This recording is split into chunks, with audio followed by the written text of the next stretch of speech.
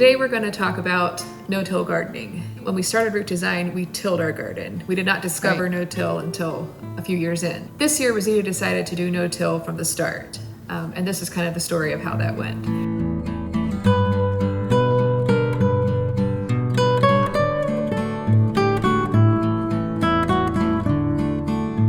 Basically, there's two ways to plant a garden. And the way that we would have grown up with, maybe the conventional way, is to till it, plant it, and then to keep the weeds down, you keep tilling all the pads. Then there would be hoeing in there too, and a lot of weeding. We wanted kind of a garden that had more structure, had sort of set beds. And that's kind of what led us into the no-till. Because what happened initially, so we tilled our garden, we laid all the pads, and then we decided we're going to leave the pads in place. We're not going to take them up every fall. So then the next year, to work the bed, we had to actually take a shovel and dig each bed by hand. And that was a lot of work because we had clay soil. I remember you getting cranky with me over that. No, I would never get cranky with you. So no-till gardening is not tilling initially. It's laying cardboard or newspaper down and then putting mulch on top of that and planting right into that. And it can work beautifully, but it does not work in all situations, which is something that we found out. Yes. So how did you prepare your bed initially? Like what was your plan going into this year? Well, I had looked up a little bit of information online, and it sounded like a lot of people just, laid the cardboard, laid the landscape pads right on top of the grass. Morgan went and mowed the whole garden area just down like almost to the ground. So it was really short. On the grass, then I laid all the landscape fabric to make all my paths. And then all that was left was just the garden beds. And so over those, then I went and just took a layer or two of cardboard and covered all of those and then topped that with a couple inches of leaf compost. That sounds like it would do a great job. Well, and it did for most of the winter. As long as the cardboard held up, everything was fine. But once the cardboard started breaking down, that leaf compost on top is really loose. I think if even it would have been like just straight leaves, it would have helped. Maybe a lesson there is what you mulch on top with. And especially in the spring, then we had a dry spell and everything just kind of dried out. And I don't know if you've ever worked with leaf compost. That stuff can get so dry and fluffy and just almost blow away. So that's when I realized we had trouble.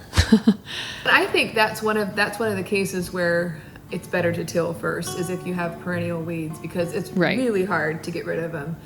The roots don't die out, and so any hole you make in your mulch system, they'll come up through that and they'll survive. Exactly. Well, these things made their own holes. Yeah, exactly. It was like dandelion and quackgrass and violet were the three main ones that just started pushing up through. And I had only had it covered from like October of 2022 till March until the cardboard really started breaking down. So I don't know. The cardboard didn't hold up long and the mulch didn't either. To take care of the problem, initially I tried taking like a trowel or like a dandelion digger and just prying out the individual weeds by themselves. But I have clay in the soil, and so it was really hard to leverage the roots of those weeds out. And since they're perennial, and all three of those will actually root from a piece, they'll grow a new plant.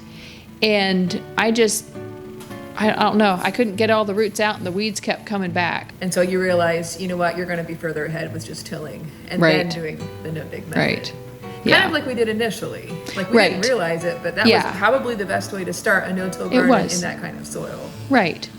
I think especially in clay soil, it's best just to till. Get rid of the compaction and the weed issues right off the bat. The thing I think that this teaches me, and even with this video, take what we say with a grain of salt, because depending who you watch or who you read online, they're going to tell you have to do it this way. This is the only way to have success. No, everybody kind of has to find their own path forward, because everybody's garden is different. The soil is a little different than the person you're watching. Right.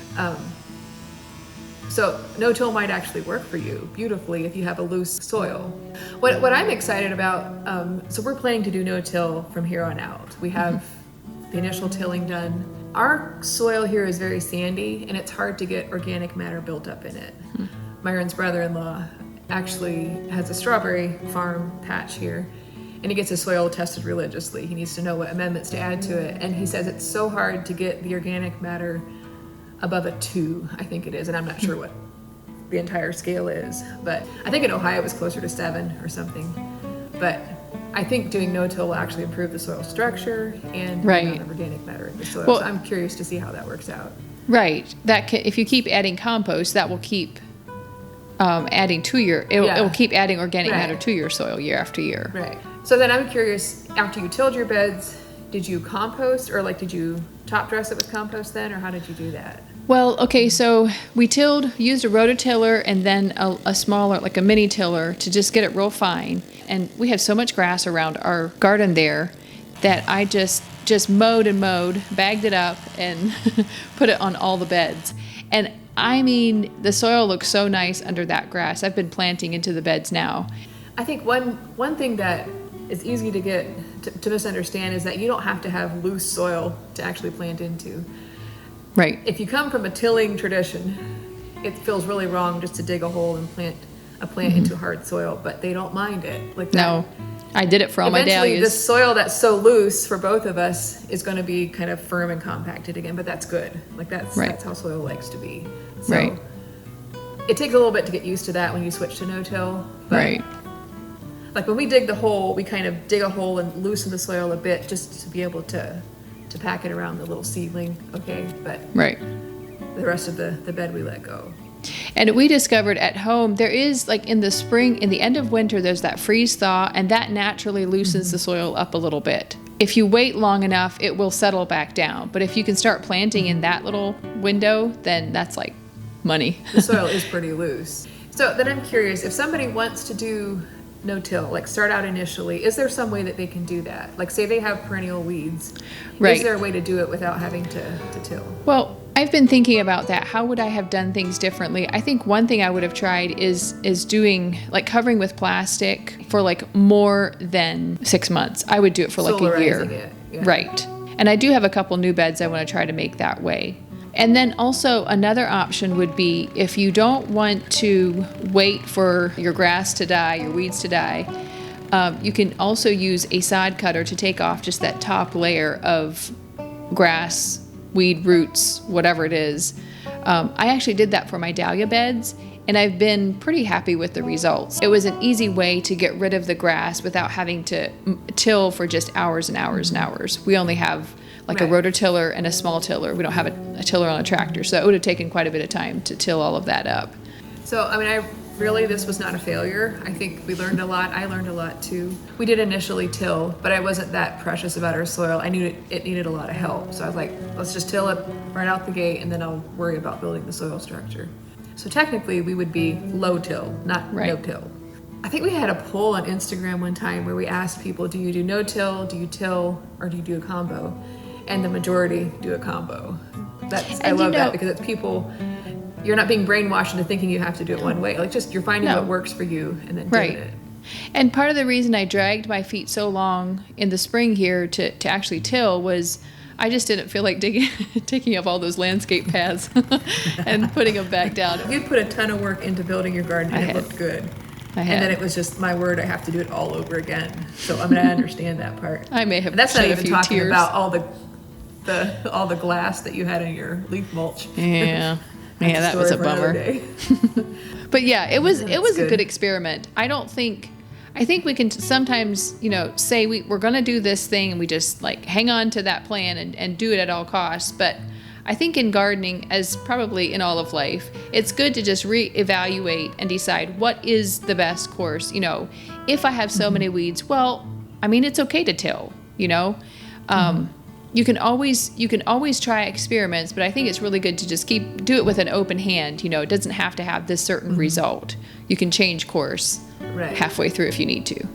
It's more about just deciding what you want to do in your garden. What's the workload you can handle? Maybe you've got a tractor with a tiller on it, and you can every spring just till your garden up. That's what my parents do every year, and they have a good garden. Our parents, I should say. They're not just mine. They're mine too. Yeah. Bumper crops. They've always had a bumper crop. Right. And Dad does. He will amend with things. You know, he'll put leaves in. I think he's put leaves in already. He does rye as a cover crop. He's got horse manure. So they do amend the soil, you know, in some ways, but they till every year and it's fine. You know, and they've been doing that for years. Yeah. Growing up, Mom had 3 big gardens, like twice the size of mine for one garden. So like, what does that make it? 6 times the size of my garden?